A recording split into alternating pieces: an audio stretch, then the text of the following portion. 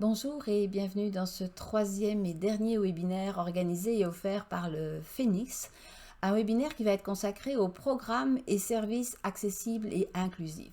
Vous avez probablement eu l'occasion de suivre les deux premiers séminaires, l'un qui faisait le portrait de la violence des femmes faite aux femmes en situation de handicap et le second qui offrait des perspectives de communication et d'interaction avec les personnes en situation de handicap en général et avec les femmes ayant subi la violence en particulier. Ce webinaire-ci sera donc consacré à un sujet plus particulier, plus formaliste, que nous allons décrire en détail dans quelques secondes. Alors bonjour et bienvenue, mon nom est Bernadette Gilbert, je suis consultante en diversité, accessibilité et inclusion et c'est donc avec moi que vous allez passer l'heure qui suit pour parler de ces programmes et services accessibles et inclusifs. Alors pourquoi parle-t-on de programmes et services accessibles et inclusifs? Mais d'abord parce que c'est la loi et aussi parce que c'est tout bénéfice que de s'occuper de l'inclusion et de l'accessibilité des personnes en situation de handicap. L'objectif de cette formation, ce sera donc à la fois de donner les bases de la loi qui impose l'accessibilité en Ontario, mais également et surtout de vous sensibiliser aux avantages d'une société inclusive dans toute ses diversités, y compris de celle des personnes en situation de handicap et de celle que représentent les personnes en situation de handicap dans une société. Alors, voyons d'abord les droits de la personne en situation de handicap dans leur contexte. Le premier point qu'on va souligner, c'est qu'il y a eu une déclaration des droits, une déclaration canadienne des droits, qui est la loi fédérale de 1960. Ensuite, on parle du Code des droits de la personne de l'Ontario, qui a été émise en 1962. Il existe aussi la Charte canadienne des droits et libertés, qui date de 1982, et la LAPHO, qui est la loi de 2005 sur l'accessibilité pour les personnes en situation de handicap de l'Ontario. Et enfin, on parlera aussi, en tout cas je ferai allusion à la Convention de l'ONU relative aux droits des personnes handicapées, qui est parue en 2006 et qui est entrée en vigueur en 2008. Quand on parle de programmes et services accessibles et inclusifs, eh bien, on essaye de décrire un Ontario plus accessible en 2025. C'est l'objectif de la province. C'est la première province du Canada et l'un des premiers endroits du monde à adopter une loi qui va préciser un objectif, un calendrier pour atteindre l'accessibilité. Le gouvernement d'Ontario est aussi le premier à imposer par la loi l'obligation de produire des rapports sur l'accessibilité et à établir des normes qui permettent aux personnes en situation de handicap de prendre une part plus active à la vie et aux activités de la collectivité. Un petit coup d'œil sur les principes de la Convention de l'ONU. Le premier de ces principes, c'est le respect de la dignité intrinsèque, de l'autonomie individuelle et de l'indépendance des personnes. Alors quand on parle d'autonomie individuelle, on fait allusion à la liberté de faire ses propres choix et à l'indépendance des personnes. Le second principe, c'est la non-discrimination. C'est ensuite la participation et l'intégration pleine et effective à la société. C'est le respect de la différence et l'acceptation des personnes en situation de handicap comme faisant partie intégrante de la diversité humaine et de l'humanité. C'est aussi la description le rappel de l'égalité des chances, c'est le principe d'accessibilité, un principe d'égalité entre les hommes et les femmes, et enfin le respect du développement des capacités de l'enfant en situation de handicap et son droit à préserver son identité. Voyons maintenant le contexte de l'Ontario et de l'accessibilité. Je vous ai cité la LAPHO, qui est la loi de 2005 sur l'accessibilité pour les personnes en situation de handicap de l'Ontario. C'est une obligation juridique qui s'applique à tous les organismes publics, les organismes communautaires, aux commerces qui offrent des biens et services et qui leur impose de respecter la loi et sa norme dans les délais prévus. Alors, qu'est-ce que sont les normes d'accessibilité? Eh bien, ce sont les règles que les entreprises et les organisations d'un employé et plus doivent suivre pour repérer, pour éliminer, pour prévenir les obstacles à l'accessibilité. On continue sur l'Ontario et l'accessibilité. Le gouvernement de l'Ontario a mis en place 5 domaines d'application. Alors, ces 5 domaines sont d'abord la communication et l'information, ensuite l'emploi, le transport, la conception des espaces publics et le service à la clientèle. Alors, regardons maintenant une vidéo élaborée par le Service des programmes d'études Canada avec le soutien du gouvernement de l'Ontario, qui va nous présenter la norme d'accessibilité de l'information et des communications, ainsi que le règlement sur les normes d'accessibilité intégrées.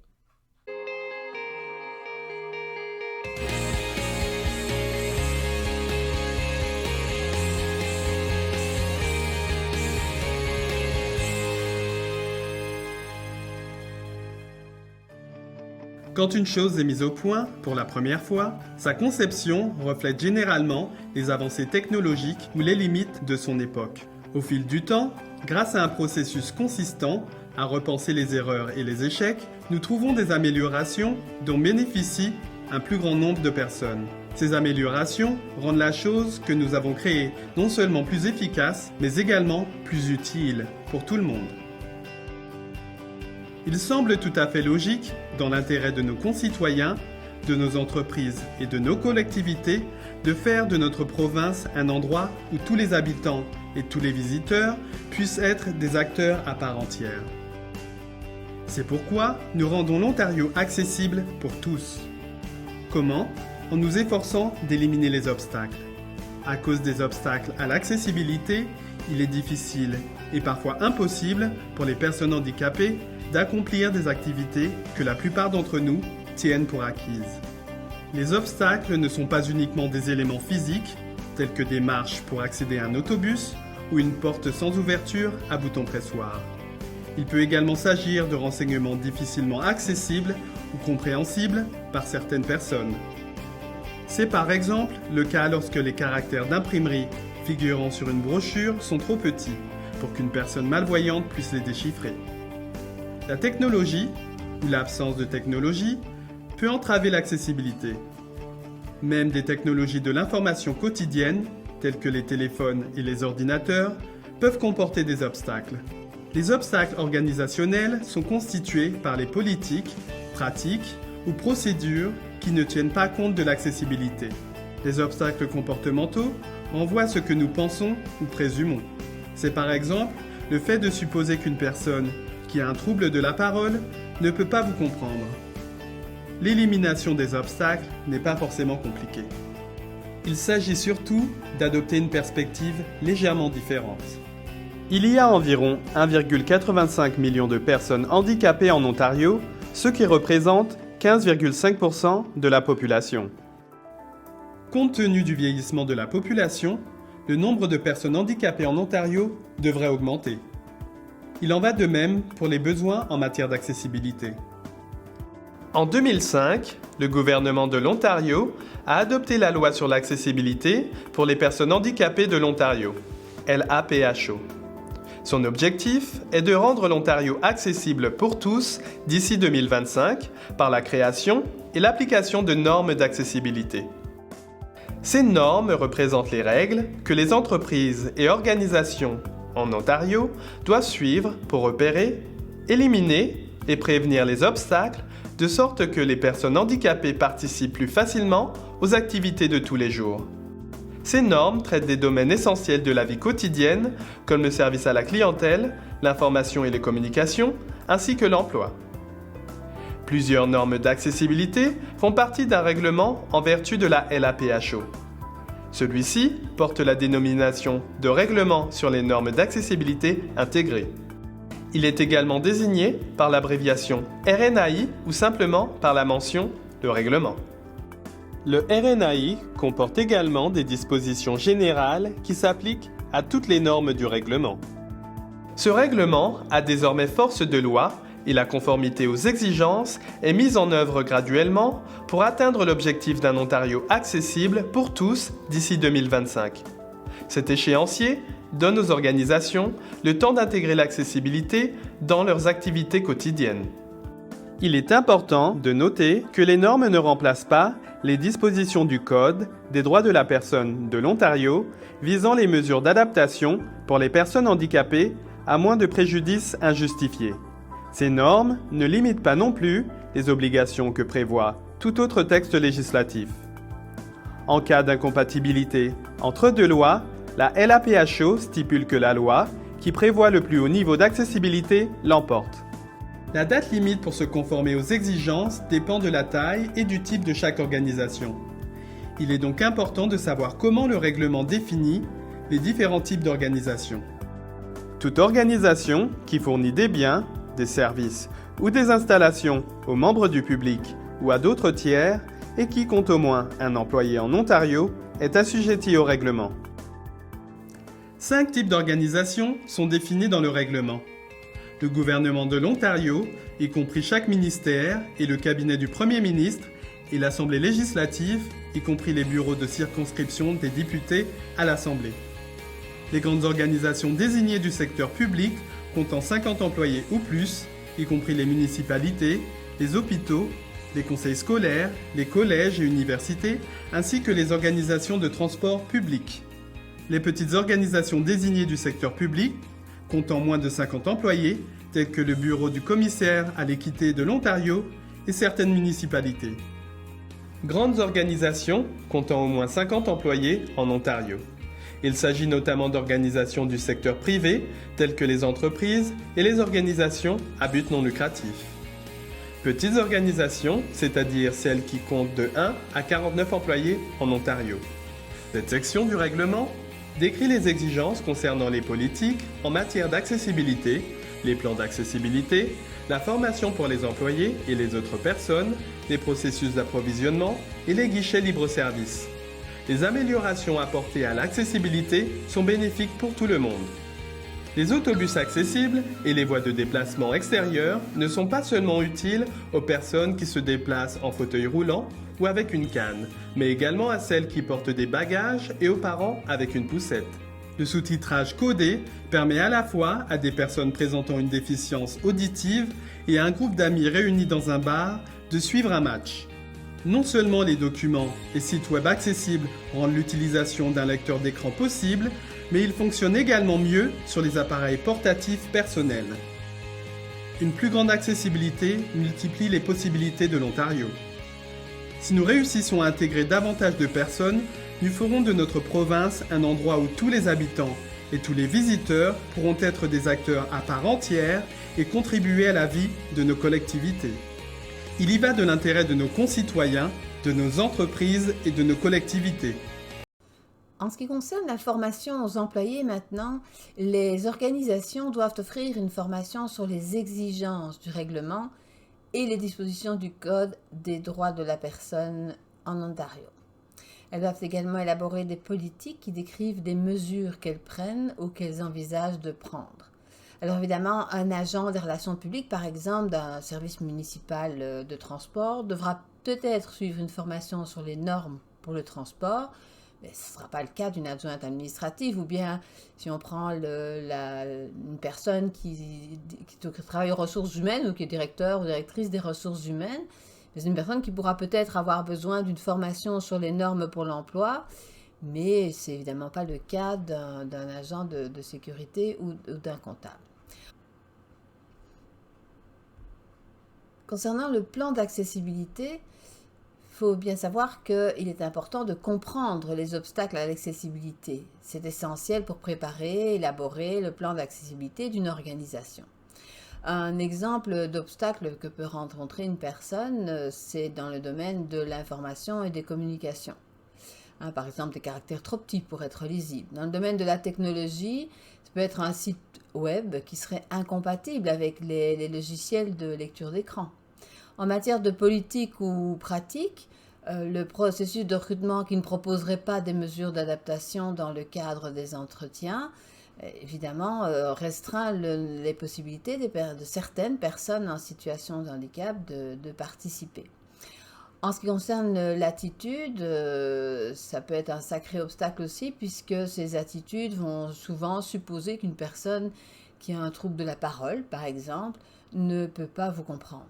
Alors, on reviendra plus tard aux obstacles et en particulier à celui que constituent les attitudes que l'on peut avoir avec les personnes en situation de handicap.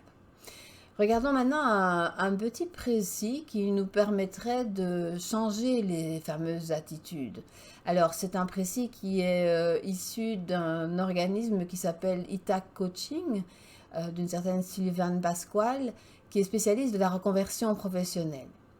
Alors, elle dit ceci, elle dit les relations humaines et professionnelles sont déjà très compliquées. Alors, pourquoi les compliquer encore quand on se retrouve en présence d'une personne en situation de handicap?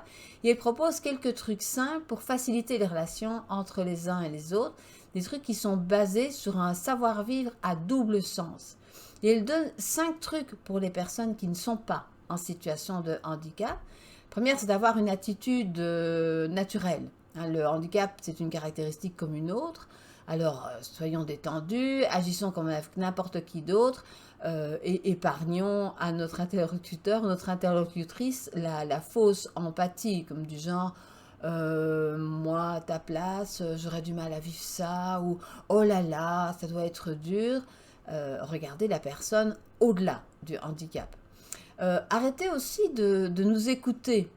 C'est-à-dire qu'on a un petit peu tendance à penser, à se retrouver face à une personne en situation de handicap, à nos propres émotions et à nos craintes. Ce n'est pas une raison pour en faire porter le poids à notre collègue en l'évitant ou en lui renvoyant notre pitié. Il faut savoir que nos émotions et nos craintes nous appartiennent, donc à nous de les gérer. Alors, posons des questions pour comprendre. C'est-à-dire que la principale source de malaise, c'est que les personnes qui ne sont pas en situation de handicap ne savent pas ce que vivent les personnes en situation de handicap. Donc, elles imaginent. Le plus simple, c'est de leur demander s'ils sont d'accord de répondre à quelques questions et sans se prendre la tête sur d'éventuelles maladresses, communiquons. L'important, c'est d'ouvrir un dialogue. Alors, n'en faites pas trop non plus. Donner un coup de main à un collègue qui en a besoin, c'est toujours bien. Mais anticiper ses besoins ou les exagérer parce qu'il est en situation de handicap, c'est tomber dans un comportement de style Mère Teresa qui est pénible et infantilisant. Et 5e conseil, observez. Un bon moyen de minimiser l'émotion que suscite le handicap devant lequel se retrouve une personne consiste à focaliser sur la façon dont la personne va s'y prendre pour effectuer ses tâches, pour vivre normalement dans la situation qui est la sienne. C'est-à-dire comment elle apprivoise ces situations de handicap. Et ça permet, comme elle, d'apprivoiser cette différence plutôt que de la craindre. Et c'est pas nécessairement coûteux et c'est surtout pas nécessairement insurmontable. Quelques conseils maintenant pour les personnes en situation de handicap, pour aider la personne qui n'est pas en situation de handicap à le comprendre et à l'aider, à la comprendre et à l'aider. D'abord, évitez le repli sur vous, qui va renforcer le sentiment de différence entre les uns et les autres. N'oubliez pas que la personne qui n'est pas en situation de handicap doit surmonter la crainte de votre situation et faire un effort. Donc, sortez de votre carapace et faites aussi cet effort-là. Faites preuve de bienveillance, expliquez, dédramatisez votre situation. Les maladresses vis-à-vis des personnes en situation de handicap, elles sont souvent dues à des bonnes intentions. Ce n'est pas une excuse, mais c'est quand même une raison suffisante pour que vous preniez du recul. Essayez de vous agacer moins pour sauver de l'énergie pour des choses plus intéressantes. Répondez aux questions de façon factuelle, sans cacher les difficultés, mais dramatiser ne fait qu'augmenter le malaise. Alors, exprimez aussi vos besoins. N'hésitez pas à partager ce qui vous pose problème pour obtenir ce dont vous avez besoin. N'hésitez pas à faire des demandes de services, c'est un plaisir qui est souvent sous-estimé. 4e conseil, développer l'assertivité. Alors, l'assertivité, c'est la capacité à s'exprimer et à défendre ses droits sans empiéter sur ceux des autres. Autrement dit, si une personne qui n'est pas en situation de handicap a un comportement fatigant, agaçant vis-à-vis de votre situation de handicap, exprimez-le lui de manière non violente, ce qui vous dérange, pour éviter que le malaise s'installe. Et n'oubliez pas que tout ce qui est maladresse vient très souvent de l'ignorance. Et puis, dernier conseil, riez, faites rire. Rire de nos incompréhensions mutuelles ou de nos maladresses, ça peut être un très bon moyen de dédramatiser le rapport au handicap. Alors, regardons maintenant une autre vidéo sur l'accessibilité en matière d'information et de communication. Songez un moment à ce que vous avez déjà fait aujourd'hui. Peut-être avez-vous parcouru un journal sur Internet ou relevé votre courrier électronique. Ou bien vous avez assisté à une réunion, bavardé avec un collègue dans le couloir ou échangé quelques mots par messagerie instantanée. Le monde dans lequel nous vivons actuellement repose en grande partie sur l'information et les communications. Qu'il s'agisse de discuter avec votre fils ou votre fille ou de prendre contact avec des collègues. Mais imaginez un instant ce qui se passerait si tous ces canaux de communication cessaient soudain de fonctionner. Si, alors que vous naviguiez sur Internet, certaines pages ne s'affichaient pas du tout. Si, en ouvrant un document censé contenir des renseignements dont vous avez besoin, tels qu'un horaire de bus, vous vous aperceviez qu'il est illisible. Ou si, en pleine réunion, vous n'aviez soudain plus de son. Si vous n'aviez plus accès à l'information, comment sauriez-vous ce qui se passe autour de vous? Comment feriez-vous pour prendre des décisions? Ce serait comme pénétrer dans un monde où tout semble identique. Mais au lieu de trouver des informations qui vous permettraient d'agir, vous vous heurtez à un obstacle, puis un autre obstacle, et ainsi de suite. Heureusement, il existe des solutions pour éliminer les obstacles en matière d'information et de communication, comme la technologie. Pour les personnes qui n'ont pas de handicap, la technologie rend les choses pratiques. Pour les personnes handicapées, la technologie rend les choses possibles, pourvu que tout soit mis en œuvre correctement. Par exemple, si vous observez les meilleures pratiques en matière de développement web, votre site n'aura sans doute besoin que de quelques petits ajustements pour être accessible aux personnes handicapées. De plus, certaines solutions accessibles peuvent s'avérer très simples. Il suffit parfois de lire un document à haute voix à une personne ou de lui fournir une version électronique pour qu'elle puisse redimensionner le texte afin de l'adapter à ses besoins. L'accessibilité de l'information et des communications est utile aux personnes handicapées, mais elle est également bénéfique pour tout le monde. Un document au bon format ou un site web accessible s'affiche correctement dans tous les navigateurs, y compris sur les appareils portatifs personnels. Pour ce qui concerne les sites web, la norme établit qu'une organisation doit se conformer aux règles internationales pour l'accessibilité des contenus web. Et ces règles, qui sont rédigées par le consortium World Wide Web, expliquent comment rendre un contenu web plus accessible pour les personnes en situation de handicap. Et je vous propose d'aller jeter un œil sur le site du Phoenix, qui est tout à fait exemplaire à cet égard, alors que les petites organisations n'ont aucune obligation en ce qui concerne leur site web, ce qui est évidemment très regrettable. Pour l'emploi maintenant, le Code des droits de la personne de l'Ontario impose de répondre aux besoins en matière d'adaptation des employés en situation de handicap, à moins de préjudice injustifié pour les employeurs. Et au moment de planifier un processus de recrutement accessible, ces employeurs doivent satisfaire à des exigences dès le moment de la publication de l'emploi, de l'invitation à participer au processus de sélection et évidemment à toutes les étapes de l'embauche. Et là aussi, à chaque étape, l'organisation peut mentionner que des mesures d'adaptation pour les personnes en situation de handicap seront prises sur demande. Concernant le transport, la norme s'applique aux services de transport classiques, bien entendu aux services de transport adaptés pour les personnes en situation de handicap. Quant à la conception des espaces publics, les exigences de la norme s'appliquent à tout ce qui est sentiers récréatifs et les voies accessibles menant à une plage, aux aires de restauration extérieure qui sont publiques, aux aires de jeu extérieures, aux voies de déplacement extérieures, aux places de stationnement accessibles, qu'elles soient hors voirie ou sur la voirie, aux aires d'obtention de services, ça va de soi, et à la planification de l'entretien.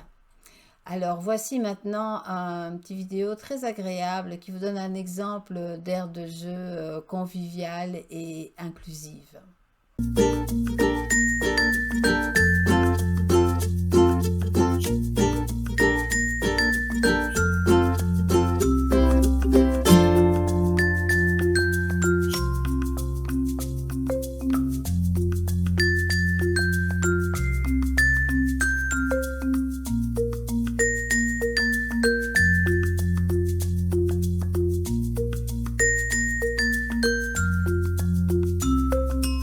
Maintenant, qui est concerné par cette formation au service à la clientèle? Eh bien, tout employé et bénévole, mais également toute personne qui participe à l'élaboration des politiques de l'organisation et aussi tous ceux qui fournissent des biens, des services ou des installations aux clients pour le compte de l'organisation. Et cette mesure concerne toutes les organisations et toutes les entreprises de l'Ontario, et ça, en soi, c'est vraiment une bonne chose.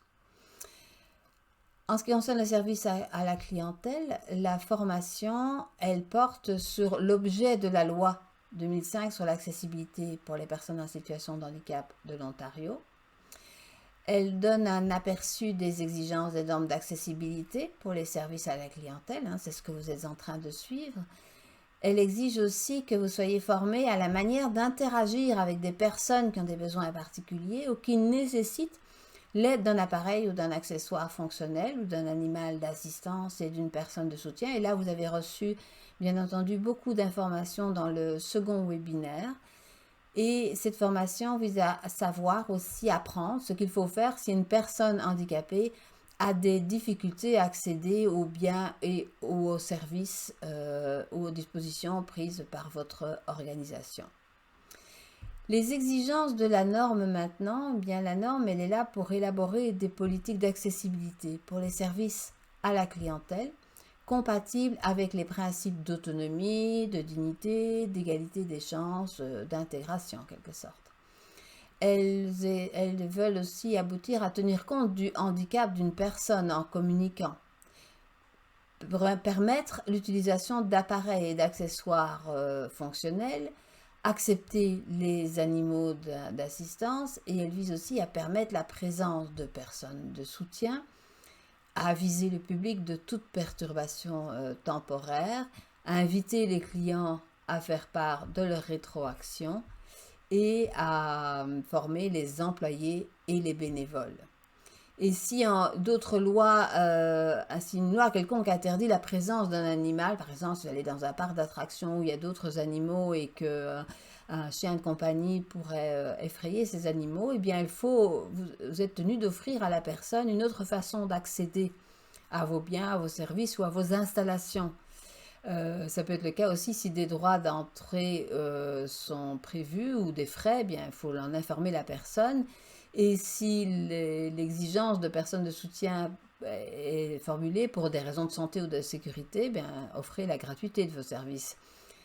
Expliquez aussi les raisons d'une perturbation, la durée prévue, l'installation ou les services de remplacement qui sont disponibles.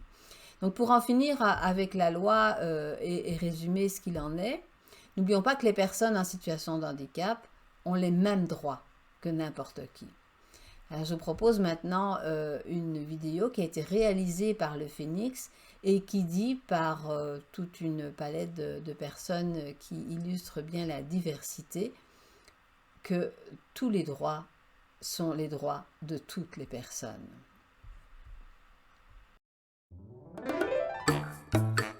Attention, ça tourne. Dans 3, 2, 1, action. Le sais-tu que j'ai des droits? Et mes droits, c'est la loi. Et la loi, c'est pour toi, c'est pour moi, c'est pour nous tous. Nous avons tous les mêmes droits. Partout. Ouais, un petit peu encore. J'ai le droit de protéger ma vie privée. J'ai le droit d'exprimer mes besoins. J'ai le droit d'avoir des services en français. J'ai le droit d'apprendre les métiers que j'aime. J'ai le droit d'être respecté, de ne pas être invisible, transparent. J'ai le droit d'être traité comme tout le monde. J'ai le droit de dire oui, de dire non et de dire peut-être. Et même de changer d'idée. J'ai le droit d'aimer qui je veux. Oh, ça c'est cute! J'ai le droit d'avoir un logement accessible. J'ai le droit de vivre en sécurité. De dénoncer les agressions. La violence. L'intimidation. Action. J'ai le droit de voyager et de découvrir le monde. J'ai le droit à tous mes droits. Et de participer aux activités de mon choix. J'ai le droit d'exercer mon droit de vote. J'ai le droit que l'on s'adresse à moi et non à la personne qui m'accompagne. J'ai le droit d'avoir accès à du transport. De disposer de toutes les informations dans un format qui m'est accessible. J'ai le droit d'avoir accès aux services et au commerce. J'ai le droit de travailler où je veux. J'ai le droit d'être accompagné de mon chien d'assistance. Oui, j'ai des droits. En fait, j'ai plein de droits. Imaginez avec tous ces droits ce qu'on pourrait faire ensemble. Nous avons tous besoin les uns des autres pour faire respecter nos droits et construire un monde plus juste. Alors, parlons-nous.